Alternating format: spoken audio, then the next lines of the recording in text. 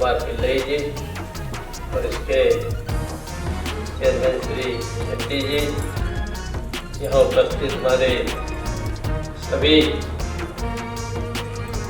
Awardees जिनका सम्मान किया गया है, सभी सम्मानित भाई और बहन और उपस्थित मित्रों, तो आप सबकी प्रशंसा तो अश्विनी खूब करती है,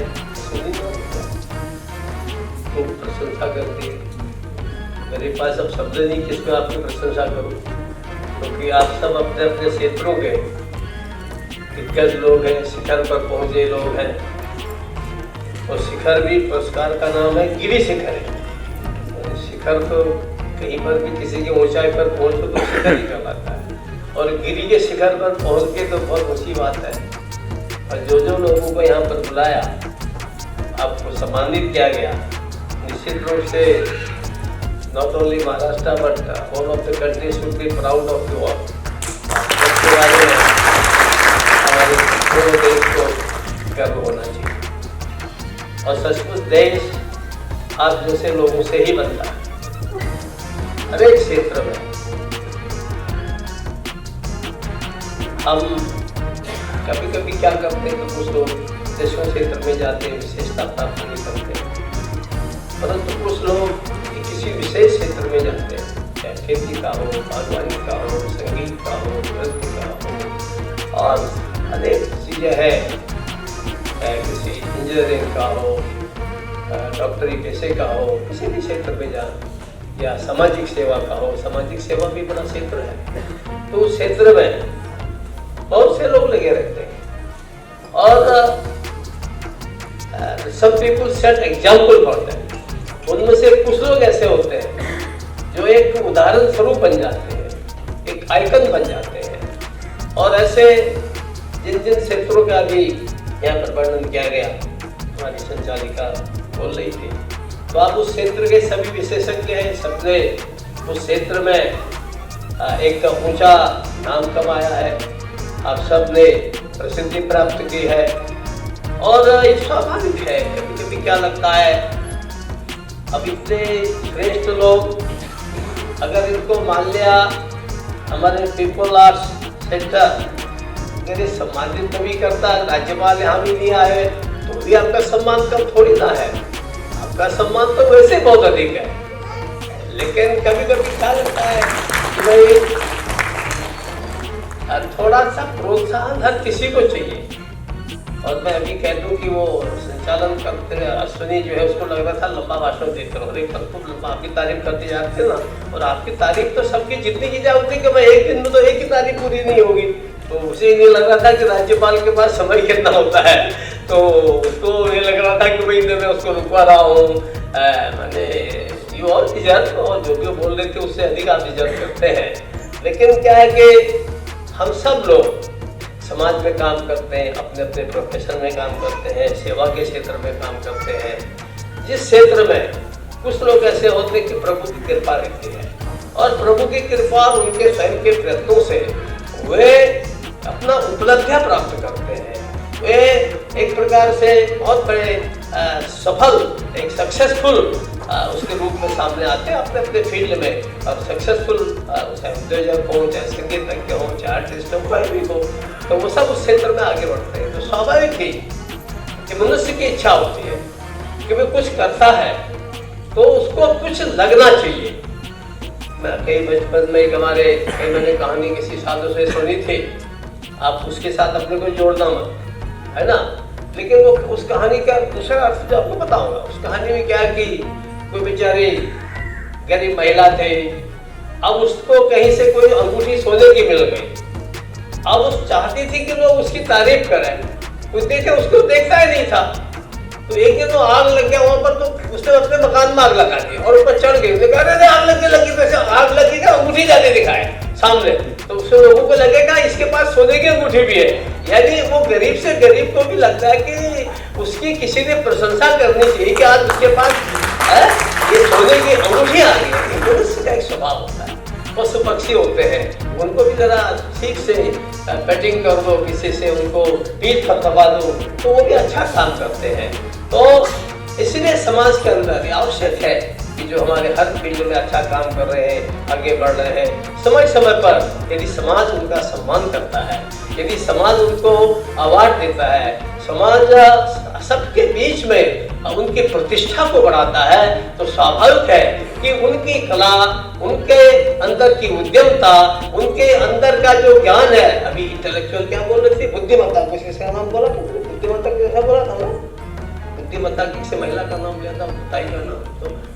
तो ऐसे जो लोग हैं, ये सब भी क्या चाहिए, सबका जो है वो उतना ही थोड़ा उनको प्रोत्साहन मिलता है कि देखो भाई आखिर हम काम कर रहे हैं, उस काम की रिकॉग्निशन मिल रही है। अब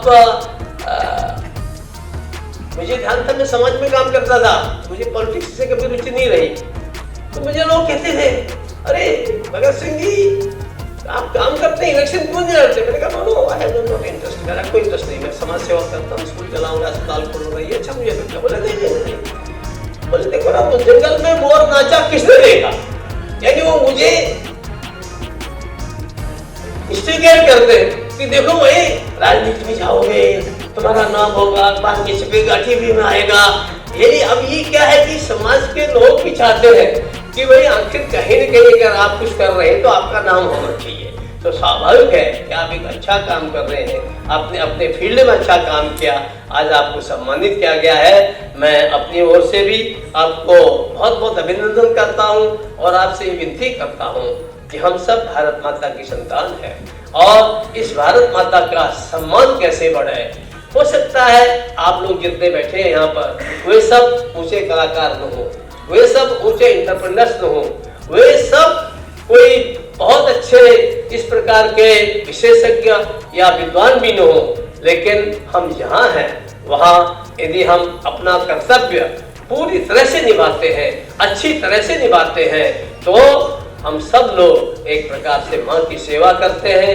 हमें शायद मंच पर न बुलाया जाए, परंतु कहीं न कहीं मैं तो कहता हूँ कि आप लोग यहाँ आए और ये भी आपका सम्मान है। और इस सम्मान के नाते से अगर मान लिया केवल इतने लोग आते हैं जिनको हम सम्मानित कर रहे हैं, तो ये थोड़ी लगता है कि भाई यहाँ कुछ हो रहा है। तो इसके माने है कि हम सब लोग इस सारे सम्मान के सहभागी हैं और हमारा एक प्रयास होना चाहिए। हम जिस फील्ड में काम कर रहे हैं, जहाँ भी हम काम कर रहे हैं, चाहे छोटा काम करें, बड़ा काम करें, उसको लगन से करना चाहिए, परिश्रम से करना चाहिए। और करना चाहेंगे तो निश्चित रूप से, अब एक तबला वादक जी को आपने बुलाया, अब सभी तबला वादक उतना ही फर्स्ट क्लास आ जाए ऐसा जरूरी नहीं है, परंतु कुछ तो होगा ना। फर्स्ट क्लास नहीं आओगे, सेकंड तो आओगे, सेकंड नहीं थर्ड तो आओगे, कुछ तो आओगे। अगर कुछ करोगे नहीं तो क्या होगा? इसलिए जो कला भगवान ने दे रखे है, जो टैलेंट हमको भगवान ने दे रखा है, कोई हर एक कोई भी टैलेंट भगवान नहीं देखता, हर एक को अलग अलग टैलेंट मिलता है, हर एक को अलग अलग गुण मिलता है। उस गुण का हम कितना विकास कर सकते हैं, किसको हम परिपक्वता की ओर ले जा सकते हैं, ये परम आवश्यक है। और उस दिशा में आप सब लोगों ने अच्छा काम किया और उस अच्छे काम के लिए, श्रेष्ठ काम के लिए, स्मरणीय काम के लिए आज के इस अवसर पर हमारे पीपुल्स आर्ट सेंटर ने इस स्वागत समारोह रखा। मैं पीपुल्स आर्ट सेंटर के पिल्लई जी का और मिस्टर शेट्टी, सब लोगों का, इनकी टीम का भी अभिनंदन करता हूँ कि सचमुच अच्छे लोगों को पहचानना और उनके मंच पर लाना, उनको सामने, जनता के सामने लाना, ये भी परम आवश्यक है। इसके कारण से लोगों का उत्साह बढ़ता है, प्रोत्साहन मिलता है, काम आगे बढ़ता है। आज देश को इस सब की आवश्यकता है। प्रधानमंत्री जी बार बार इसी बात पर कहते हैं कि भाई देखो, हमको आत्मनिर्भर होना है। तो आत्मनिर्भर केवल इंडस्ट्री या केवल कृषि के क्षेत्र में नहीं है, अगर हम लोग खेल के मामले में भी आत्मनिर्भर हो जाए। अब तो अभी फुटबॉल वालों का यहाँ पर स्वागत किया गया। अब कभी कभी कितना खराब लगता है कि हमारे इतना बड़ा देश है और ओलंपिक में मुश्किल से 7 अगर वो मिल गए, पदक मिल गया, तो वो बड़ा भारी लगता है कि हो गया। अगर हम इसलिए हर फील्ड में हम कैसे अपना देश का सम्मान, आप केवल अपने ही आनंद नहीं ले रहे, आपके अच्छे काम से सारे देश का सम्मान बढ़ता है, देश का, दुनिया में देश का नाम ऊंचा होता है।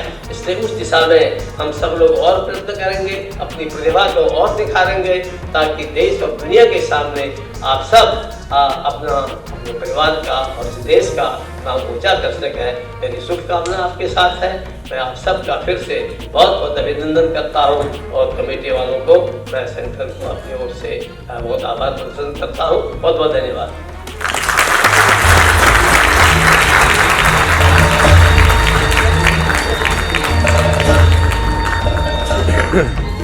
महाराष्ट्र राज्याचे माननीय राज्यपाल माननीय श्री भगतसिंह कोश्यारी साहेब, त्याचबरोबर सभागृहातील सर्व मान्यवरांचे मी मनापासून आभार मानते आणि चूकभूल काही झाली असेल तर घ्यावी अशी विनंती करते। आणि या सोहळ्यात सर ये तो करीब 2 साल पहले हम लोगों ने ये उपक्रम शुरू किया था, लेकिन इसके अंदर से हम लोगों ने जो लोगों को चुना गया था उसमें से करीब 10 लोग नहीं आए, बाकी सब लोग आ गए। 40 लोग आज हाजिर थे। वो सबसे बड़ी बात है, क्योंकि हम नहीं सोचे थे, क्योंकि कल भी हमारे ऊपर इतनी प्रेशर था यहाँ के लोकल पुलिस स्टेशन से, 100 लोगों से ज़्यादा लोगों को रख के आप प्रोग्राम नहीं कर पाएंगे। लेकिन हमने उनको बताया ऐसा कोई आदेश सरकार की तरफ से नहीं, केंद्रीय सरकार से तरफ से भी नहीं, से राज्य सरकार की तरफ से भी नहीं। जो भी बंद नाट्यगृह है वो नाट्यगृह के अंदर 50% ऑडियंस को रख के प्रोग्राम कर सकता है और एक सीट छोड़कर एक सीट में हम ऑडियंस को बिठा सकता है। उस हिसाब से हम लोगों ने बात किए थे। लेकिन उसके बाद फिर पुलिस को भी हम लोगों ने समझाया ये कोई राजनीतिक प्रोग्राम नहीं, ये प्योरली एक सांस्कृतिक कार्यक्रम है, वो कल्चरल प्रोग्राम है और इसके वजह से आप लोग इनके हमारे साथ देना चाहिए। हम लोगों ने बहुत अच्छी तरह से ये सब प्रोग्राम किया है। आज बहुत बड़ी खुशी की दिन ऐसा है कि इतने लोग आ गए, हमें बहुत तकलीफ उड़ा है उसमें, आर्थिक संघर्ष है और दूसरे यहाँ से अफवाह उड़ते हैं आज कार्यक्रम नहीं होएगा और इतने सब कुछ अपने खिलाफ के एक वातावरण होते हुए भी ये प्रोग्राम अच्छी तरह से हम लोग कर पाया, इनमें हम लोग बहुत खुश हुए। सर आज संगीत के पद्मश्री श्रेष्ठ वादक को अवार्ड मिला, लता मंगेशकर जी को, रोनी अटंगडी जी को और बहुत सारे लोग संगीत से जुड़े हुए थे। तो ऐसे में मतलब सिलेक्शन करने के लिए कोई प्रॉब्लम तो नहीं हुई आपको? ये सिलेक्शन ऐसा है कि मैं पिछले 42 साल से कला सांस्कृतिक क्षेत्र में प्रोग्राम करते हैं।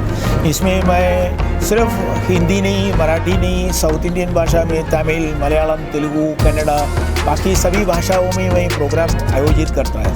तो इसके अलावा दूसरा ऐसा है कि आपने अभी जो नाम लिया, उषा मंगेशकर, सुरेश वाडकर और आशा खाडिलकर जो शास्त्रीय गायिका है, ये इनके अलावा एक बहुत बड़े मशहूर म्यूजिक डायरेक्टर है हम उपस्थित हैं, अशोक पट्टी। अशोक पट्टी साहब का पहचान, अशोक पट्टी का नाम बोलने से कोई पहचानते नहीं है, लेकिन उसमें अशोक पट्टी साहब का पहचान ऐसा है कि कोई अगर पूछेगा इंटरव्यू देगा। अभी देखिए ऐसे दूरदर्शन में एक बहुत बड़े म्यूजिक था, ये अपनी ये था, उनकी म्यूजिक आज पूरे भारत में लहराया गया।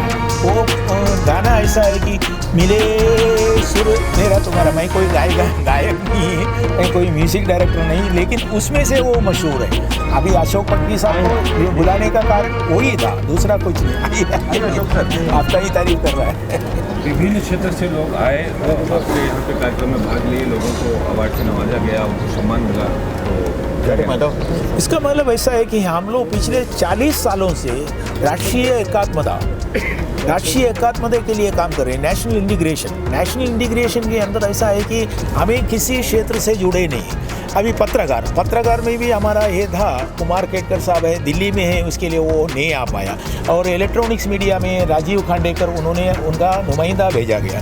वैसा नहीं कि अभी जो किसानों से लेकर हम वैज्ञानिक तक का क्षेत्रों से लोगों को लिया है, ऐसा किसी क्षेत्र हमने छोड़ा नहीं है।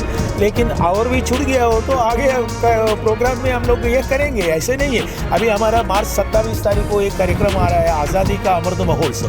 वो तो बहुत बड़े नेशनल लेवल में हम लोग कर रहे हैं। उसमें भारत के अंदर के अभी इसी में हम लोगों ने सिर्फ महाराष्ट्रियन लोगों को ही सरकार में शामिल किया गया, लेकिन उसमें हम देश भर के लोगों को लेंगे और वो एक अलग रवैये से वो प्रोग्राम आयोजित करेंगे। अशोक जी आपको आज ये अवार्ड से नवाजा गया है और राज्यपाल जी के यहाँ तो आपको सम्मान, आपको तो ऐसे बहुत सारे अवार्ड मिले हैं। लेकिन जिस आपने मिले सुर मेरा तुम्हारा और इतने 5000 से ज़्यादा राष्ट्रीय एकात्मकता का गाना था वो जी। और क्या पहले कहना से कर नहीं अच्छा लगा। आज हीरक महोत्सवी अवार्ड मिला है और पिल्लई साहब का बहुत शुक्रगुजार हूँ कि इतना बड़ा काम कर रहे हो और अच्छा लगा। मतलब बड़े बड़े आर्टिस्ट आए थे, आज सबको अवार्ड मिला अपना राज्यपाल के हाथों से, तो अच्छा लगा। और ऐसा ही मिलना चाहिए तो आर्टिस्ट को कुछ करने की उम्मीद बढ़ती है। अवार्ड से तो हमेशा प्रोत्साहन ही मिलता है, क्योंकि जो आप काम करते हो उसकी वो एक तरह से दाद होती है। और पीपल्स थिएटर वाले ये मेरे ख्याल में पी रविंद्रन जी, पी के रविंद्रन जो नेहरू सेंटर में थे, या उनको भी मैं अच्छी तरह से पहचानती थी। तो इन्होंने जो ये काम किया है और 1000 से ऊपर इनके ऐसे इवेंट्स हुए हैं और बहुत अच्छा इवेंट हुआ है। और सराहना किसको अच्छी नहीं लगती, और मुझे भी अच्छी लगती है। और ये जो ट्रॉफ़ी है वो मेरे ड्राइंग रूम में मध्यम स्थान जो होता है सेंटर में रहेगी मेरे ड्राइंग रूम में, और बहुत अच्छा लगा। अब क्या कहूँ मैं और कुछ कह नहीं सकती, लेकिन अगर जी हाँ देखते तो रहेंगे, जब तक हूँ तब तक आप देखते रहेंगे। ऐसी कोई बात नहीं है कि मैंने कोई रिटायरमेंट की सोची हो, और कलाकार को रिटायरमेंट होती नहीं है। और अगर काम नहीं कर सकी तो बैक स्टेज भी करूँगी, लेकिन कुछ तो करूँगी ही थिएटर में। और बहुत अच्छा लग रहा है और क्या कहूँ। और इससे अगर ऐसे अभी कोश्यारी जी ने कहा कि इंस्पिरेशन मिलता है, अगर वहाँ पे उनको मिला है तो मैं भी कभी ऐसा अवार्ड जीतूँगा, ऐसा अगर किसी ने सोचा तो ये हमारी भी जीत है, उनकी भी जीत होगी। धन्यवाद। नया साल आ रहा है, नए साल की विश देते सारे बच्चों को। नया साल अभी 5 दिन बाकी है। 5 दिन बाकी है नए साल के लिए। और नए साल में हमेशा हम एक कोई चीज़ पकड़ के चलते हैं कि ये करेंगे ये करेंगे ये करेंगे। अब इस साल तो वो करना ही है। हमेशा ये होता है कि हम डिसाइड करते हैं और कुछ करते नहीं हैं, लेकिन इस साल तो वो करना है। ऐसा ही हम डिसाइड करें तो अच्छा है कि जो सोचेंगे वो करके दिखाएंगे और करेंगे। Thank you. धन्यवाद। मैं 84 में बालचंद्र मेनन के साथ में आपको